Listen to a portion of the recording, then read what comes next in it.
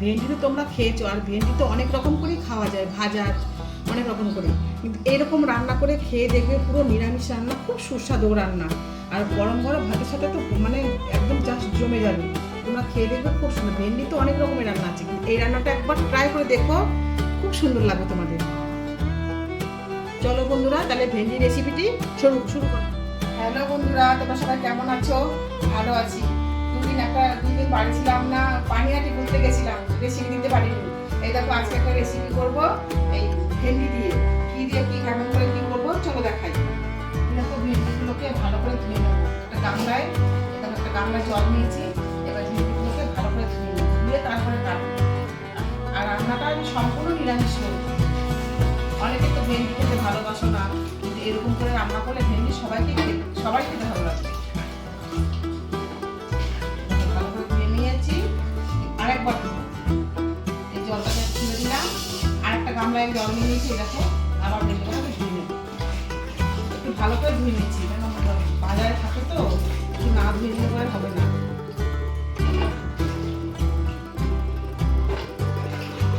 এখানে 500 গ্রাম মতো ভেন্ডি নিয়েছি।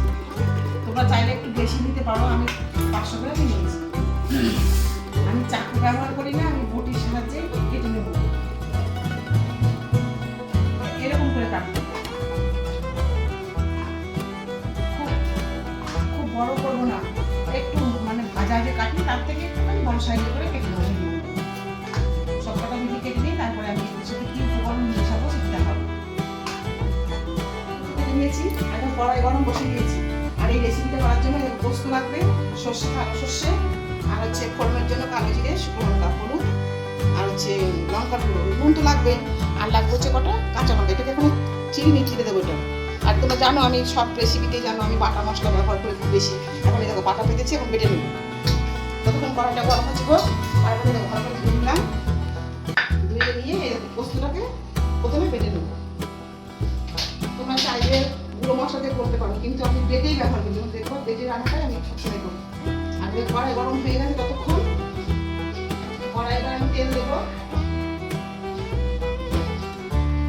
কড়াই গরম হয়ে গেছে, এখানে আর কিছু ফোড়ন দেবো না। এবার এই ভেন্ডিটাকে একটু ভেজে নেবো। এবার দিলাম একটা খুন্তি, খুন্তিটাকে রাখলাম। এবার এগুলো একটু ভেজে নেবো। আমি কড়াই তেলটা একটু ঘুরিয়ে দিই।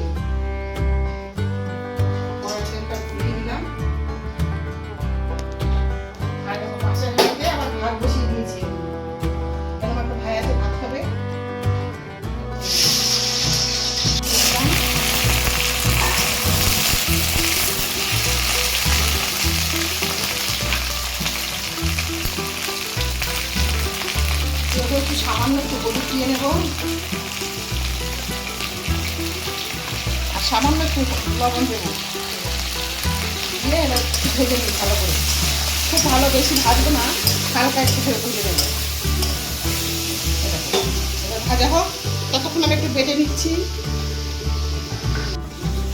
দেখো কেমন ভাজা হয়েছে, দেখি না আমি চাই ওই হয়েছে, হালকা হালকা হয়েছে। এবার পোস্ত কেটে নিয়েছি, নিয়েছি। আর এই লঙ্কাটাকে আমি চিড়ে দেবো, হচ্ছে আমি চিড়ে দেবো না, একটু আদা বাটা করে দেবো আটাতে। আগে দিয়েছি ভালো। কি বলতো, আমরা একটু গ্রামে থাকি তো, এই জন্য আমার বাটা মশলাটা বেশি ভালো লাগে। আর সেই শাশুড়ি আমার থেকে বেটে রান্না করতাম, খেতাম, ওটা আবার অভ্যাস হয়ে গেছে। আমি বাটা মশলা সবসময় ব্যবহার করি। ততক্ষণ এরকম আমার একটা ভাজা হয়ে গেছে, আমি এটাকে তুলে নেবো। এটা কত সুন্দর ভাজা হয়েছে, আমি এটাকে তুলে নেবো। খুব সুন্দর হয়েছে না ভাজাটা, খুব সুন্দর হয়েছে। এবার আমি তুলে নেবো। কড়াই থেকে নামাবো না, এর মধ্যে হাতা সাহায্যে তুলে নেবো সবাই।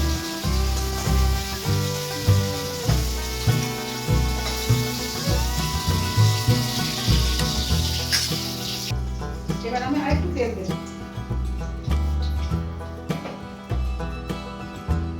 ফোড়নের সাথে বলেছিলাম যে শুকনো লঙ্কা ফোড়ন দেবো, 4টে শুকনো লঙ্কা ফোড়ন দিলাম, একটু বেশিই দিলাম, তোমরা চাইলে কম দিতে পারো। আর এরকম কালো জিরে ফোড়ন দিয়ে দেবো। লঙ্কাটা একটু লাল করে ভেজে নিই, একটু কালো কালো করে লঙ্কাটাকে একটু ভেজে নেবো।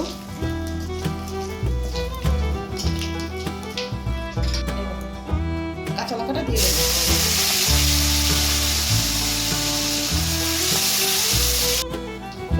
তেলটাকে আমি একদম কমিয়ে দিয়েছি, নাহলে তেল হলুদটা একদম পুরো পুরে কালো হয়ে যাবে। এখানে লঙ্কার গুঁড়ো দেখিয়েছিলাম, আমি এখানে সবটা দেবো না, অল্পই দিলাম। এটাকে হলুদ দিয়ে দিলাম, এবার একটু বাড়িয়ে দিই। পোস্তটাও দিয়ে দিলাম,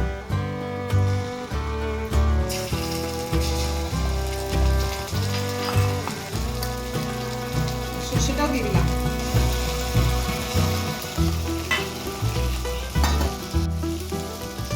এক চামচ টক দিয়ে দিলাম।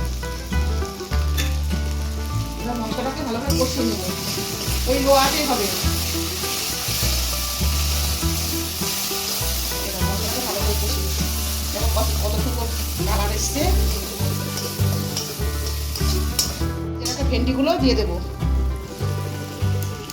আরেকটু নাড়াচাড়া করবো, ভালো করে মিশিয়ে নিই।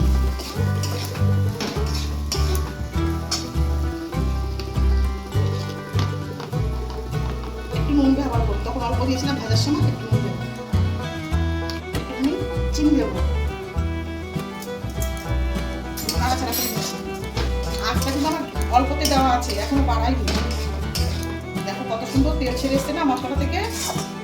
এবার আমি এখানে জল ব্যবহার করবো, জল দিলাম। এবার গ্যাসটা একটু বাড়িয়ে দিলাম, মিশিয়ে নিয়ে এবার আর জল দেবো না। এবার 3-4 মিনিট ফুটবে। এবার আঁচটা বাড়িয়ে দিয়েছি, এবার ফুটবে। তারপর তোমাদের দেখাচ্ছি কেমন গরমে ঘেমে নিয়ে গেছে। তোমাদের ওখানে কেমন গরম লাগে না? গরম আরেকটু হবে, আরেকটু ফুটবে। দেখো কত সুন্দর লাগছে না দেখতে গ্রেভিটা। আরেকটু হবে, একদম মানে এত গাঢ় এত ঝোল রাখবো না, আরেকটু শুকিয়ে নেবো। তাহলে আরেকটু ফুটুক, আবার তখন দেখাচ্ছি তোমাকে। ততক্ষণ আমি একটা অন্য কাজ করে আসি। দেখো বন্ধুরা কত সুন্দর হয়ে গেছে। আমি বললাম না যখন আরেকটা কাজ করে আসি, আর কাজের জন্য রেডি হচ্ছি। একটু ডাল রান্না করবো, রেডি রান্নার জন্য। ততক্ষণ আমার রান্নাটা হয়ে গেছে, এটা তো আমি নামিয়ে দেবো।